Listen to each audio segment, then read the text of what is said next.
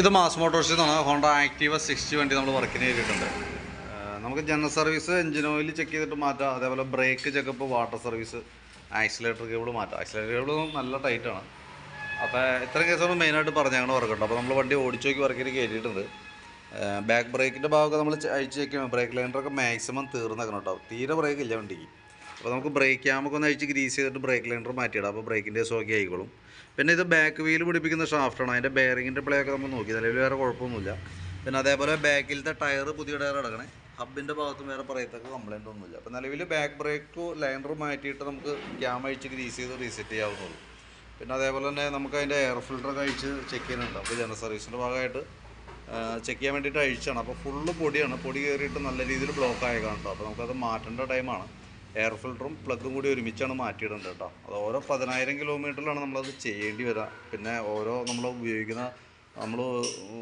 വണ്ടി ഉപയോഗിക്കുന്ന സ്ഥലത്തിൻ്റെ പ്രത്യേകത അനുസരിച്ച് ചിലപ്പോൾ കൂടുതലും കുറവൊക്കെ വരാം. കാരണം വെച്ചാൽ കൂടുതൽ പൊടിയുള്ള ഭാഗത്തൊക്കെയാണെന്നുണ്ടെങ്കിൽ വല്ല കൺസ്ട്രക്ഷനൊക്കെ നടക്കുന്ന ഭാഗത്താണ് ഈ എയർ ഫിൽറ്ററൊക്കെ പെട്ടെന്ന് ബ്ലോക്ക് ആവും. ഇനി അതല്ല നല്ല ഹൈവേയിൽ അത്യാവശ്യം വേറെ പ്രോബ്ലം ഒന്നും ഇല്ലാത്തവർക്ക് തന്നെ ചിലപ്പോൾ 10 എന്നുള്ളതിൽ 12, 14 നമുക്ക് ഉപയോഗിക്കാനും കിട്ടും. അപ്പോൾ ഇത് നല്ല രീതിയിൽ ബ്ലോക്ക് ആയേക്കാണ്. നമുക്ക് മാറ്റി പുതിയതിടാം. പിന്നെ അതിൻ്റെ ക്ലച്ചിൻ്റെ ഭാഗം നമ്മൾ ചെക്ക് ചെയ്യാൻ വേണ്ടിയിട്ട് അഴിച്ചിട്ടുണ്ട്. നമുക്ക് CVT ക്ലച്ചാണ്. അത് ബെൽറ്റ് ഡ്രൈവ് ആയതുകൊണ്ട് തന്നെ നമ്മൾ മാനുവലായിട്ട് അഴിച്ച് ഗ്രീസിങ് നമുക്ക് നടത്തേണ്ടതായിട്ട് വരും. അത് സ്വാഭാവികമായിട്ടും നമ്മളത് ഓരോ സർവീസിലും ചെയ്തു പോകുന്നതാണ്. അപ്പോൾ അതിന് വേണ്ടിയിട്ട് അഴിച്ചതാണ്. നമുക്കത് അഴിച്ച് ചെക്ക് ചെയ്യുന്ന സമയത്ത് നമുക്ക് ഈ സൈഡിലേക്ക് നോക്കുമ്പോൾ ഇവിടെ ഓയിൽ ലീക്ക് തുടങ്ങിയിട്ടുണ്ട്. കാരണം എന്താ വെച്ചാൽ ഇവിടെ ഇതിൻ്റെ ഉള്ളിലാണ് ഈ ഓയിൽ സീൽ, ഈ ഓറിങ്ങൊക്കെ പോയിട്ട് എഞ്ചിൻ്റെ ഉള്ളിലുള്ള ഓയിൽ പുറത്തേക്ക് വന്നു തുടങ്ങിയിട്ടുണ്ട്. അപ്പോൾ അത് കൈയോടെ നമ്മളത് ക്ലിയർ ചെയ്ത് റീസെറ്റ് ആക്കണം. പിന്നെ ഈ സൈഡിൽ ക്ലച്ച് ഷാഫ്റ്റിൻ്റെ എവിടെയും ചെറിയൊരു നനവ് തുടങ്ങിയിട്ടുണ്ട് ഓയിലിൻ്റെ. അപ്പോൾ അത് കൈയോടെ അതും കൂടി മാറ്റിയിട്ട് നമുക്ക് ആ ഭാഗം ക്ലിയർ ചെയ്തിടാം. പിന്നെ അതിൻ്റെ ഓരോ പാർട്ടും നമ്മൾ ഇപ്പോൾ ക്ലച്ചിൻ്റെ ഓരോ പാർട്ടുകളാണത്. ഇപ്പോൾ നമ്മൾ ഓരോന്നും നമ്മൾ ചെക്ക് ചെയ്ത് വിടുന്നുണ്ട്. അപ്പോൾ ഇതൊക്കെ നോർമൽ ചെറിയ തേമാനൊക്കെ തുടങ്ങിയിട്ടുണ്ട്. പക്ഷേ നമുക്ക് വേറെ പ്രോബ്ലം ഒന്നുമില്ല. മാക്സിമം നമുക്കത് ക്ലീൻ ചെയ്തിട്ട് ഗ്രീസിങ് നടത്തേണ്ട ഭാഗങ്ങളൊക്കെ ഗ്രീസ് ചെയ്ത് റീസെറ്റ് ആകാം. ക്ലച്ച് ഷോയിൽ അത്യാവശ്യം ഉപയോഗിക്കാനൊക്കെ ഉണ്ട്. പിന്നെ നമ്മളതിൻ്റെ ബെൽറ്റിൻ്റെ കണ്ടീഷൻ നോക്കി. ബെൽറ്റ് നമുക്ക് കിടക്കുന്നത് കമ്പനി ബെൽറ്റാണ്. ഹോണ്ടയുടെ ഒറിജിനൽ ബെൽറ്റിന് ഇതുമ്പോൾ യൂസ് ചെയ്താണ് കേട്ടോ. പക്ഷേ അതിൻ്റെ സെൻറ്റർ ഭാഗത്തേക്ക് നോക്കുമ്പോൾ ഇവിടെയൊക്കെ പൊട്ടിയിരിക്കുകയാണ് കേട്ടോ. മാറ്റേണ്ട ടൈമാണ്. അപ്പോൾ ബെൽറ്റും കൂടിയും കൂട്ടത്തിൽ മാറ്റിവിടാം. ഇതിപ്പോൾ ഈ ദിവസങ്ങളിൽ വന്നില്ലെങ്കിൽ തൊട്ടടുത്ത ദിവസം ബെൽറ്റ് പൊട്ടി നമ്മൾ വണ്ടി വഴിയിൽ നിന്ന് എടുക്കേണ്ട സിറ്റുവേഷൻ വരുമായിരുന്നു. ആ ഒരു സ്റ്റേജിലാണ് ഇപ്പോൾ വണ്ടി ഓടിക്കൊണ്ടിരുന്നത് കേട്ടോ. അപ്പോൾ ആ കൂട്ടത്തിൽ കൂടെ നമുക്ക് അതും കൂടി ക്ലിയർ ചെയ്ത് വിടാം.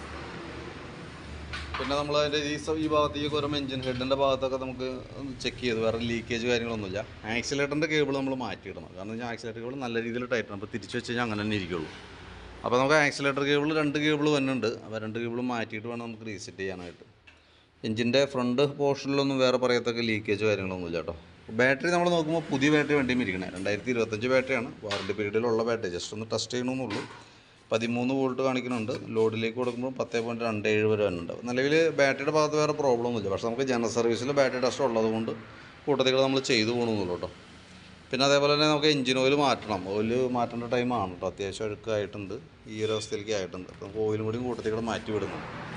പിന്നെ ഫ്രണ്ടിലത്തെ ബ്രേക്കും കൂടി അടിച്ചിട്ട് നമുക്ക് ബ്രേക്ക് ക്യാമ്പ് കാര്യങ്ങളൊക്കെ ഒന്ന് ക്ലീൻ ചെയ്ത് ഗ്രീസ് ചെയ്ത് റീസെറ്റ് ആക്കണം. ബ്രേക്ക് ലൈനർ അഡ്ജസ്റ്റ് ചെയ്യാനുണ്ട്. ഫ്രണ്ടിലത്തെ അഡ്ജസ്റ്റ് ചെയ്യാനുണ്ട്. ബാക്കിലത്തെയാണ് തീർന്നിട്ടുള്ളത് കേട്ടോ. പിന്നെ അതിൻ്റെ സ്പീഡോമീറ്റർ വർക്കിംഗ് അല്ല. സ്പീഡോമീറ്ററിൻ്റെ മെക്കാനിസം ടൈറ്റ് കാണിക്കുന്നുണ്ട്. അപ്പോൾ ഓൾറെഡി കേബിൾ ഇതും ഇല്ല. മെക്കാനിസം ടൈറ്റ് കാണിക്കുന്നുണ്ട്. ഈ മീറ്ററൊക്കെ ഇടയ്ക്ക് പറ്റുന്നുണ്ടെങ്കിൽ ഒന്ന് റെഡിയാക്കി ഇട്ടോ കേട്ടോ. കാരണം എന്ന് വെച്ചാൽ വണ്ടിയുടെ മെയിൻ്റനൻസ് കിലോമീറ്ററിൻ്റെ അടിസ്ഥാനത്തിലാണ് മെയിൻ്റനൻസ് കാര്യങ്ങളൊക്കെ വരാം. അപ്പോൾ അത് നമ്മൾ കൃത്യമായിട്ട് ഓയിൽ ചേഞ്ചൊക്കെ കറക്റ്റ് 3000 തന്നെ ചെയ്തു പോകണമെന്ന് ഏറ്റവും ബെറ്റർ. വൈകി പോകാതിരിക്കാനായിട്ട് നോക്കാം. അപ്പോൾ കിലോമീറ്റർ നമുക്ക് ഏകദേശം ഒരു കാൽക്കുലേഷൻ ഉണ്ടെങ്കിൽ നമുക്കത് വെച്ചിട്ട് വണ്ടിയുടെ മെയിൻ്റനൻസ് കറക്റ്റ് ടൈമിൽ ചെയ്തു പോകാനായിട്ട് പറ്റും. അപ്പോൾ പറ്റുമെന്നുണ്ടെങ്കിൽ അത് മാറ്റി ഇടയ്ക്ക് ഓർഡർ ചെയ്ത് വരുത്തി നമുക്കത് മാറ്റാവുന്നതാണ്. അത് മാറ്റി സ്പീഡോമീറ്റർ വർക്കിംഗ് ആക്കി ഇടണമെന്ന് എപ്പോഴും നല്ലത് കേട്ടോ. പിന്നെ അതേപോലെ തന്നെ സ്പാർക്ക് പ്ലഗിൻ്റെ ദിവസം ഞാൻ പറഞ്ഞിട്ടുണ്ടായിരുന്നു. പ്ലഗും എയർ ഫിൽറ്ററും കൂടിയാണ് മാറ്റിയിട്ട് വരാം. അപ്പോൾ അതും കൂടി നമ്മൾ എസ്റ്റിമേറ്റിൽ ഉൾപ്പെടുത്തുന്നുണ്ട്. അപ്പോൾ ഞാനതിൻ്റെ ഏകദേശം ഒരു എസ്റ്റിമേറ്റ് ആക്കിയിട്ട് അതിൻ്റെ ഡീറ്റെയിൽസ് വാട്സപ്പിലേക്ക് ഇടാം. അതിനകത്ത് നമുക്ക് ഉൾപ്പെടുത്തുന്ന ഐറ്റം ജസ്റ്റ് ഒന്ന് ഞാൻ പറഞ്ഞു പോകാം. ഒന്ന് ബാക്കിലത്തെ ബ്രേക്ക് ലൈനർ വരുന്നുണ്ട്. പിന്നെ അതേപോലെ തന്നെ ക്ലച്ചിലേക്ക് വരുമ്പോൾ ബെൽറ്റ് വരുന്നുണ്ട്, എഞ്ചിൻ ഓയിൽ, അതിൻ്റെ ഓയിൽ ബോട്ട് വാഷ് ഓറിങ്ങൊക്കെ വരും, എയർ ഫിൽറ്റർ, പ്ലഗ്, ഇതൊക്കെയാണ് മെയിനായിട്ട് വന്ന വർക്കുകൾ കേട്ടോ. അപ്പോൾ ഞാൻ അതിൻ്റെ ഡീറ്റെയിൽ ആയിട്ടുള്ള എസ്റ്റിമേറ്റ് വാട്സപ്പിലേക്ക് ഇട്ടേക്കാം. വീഡിയോ കണ്ടുകഴിയുമ്പോൾ നോക്കിയിട്ടൊന്ന് റിപ്ലൈ ഇട്ടേക്കാം. ഏകദേശം നമുക്കൊരു 3 മണി 4 മണിക്കുള്ളിലൊക്കെ നമുക്ക് വണ്ടി എടുക്കാവുന്ന രീതിയിലേക്ക് സെറ്റാക്കാം. ഓക്കെ.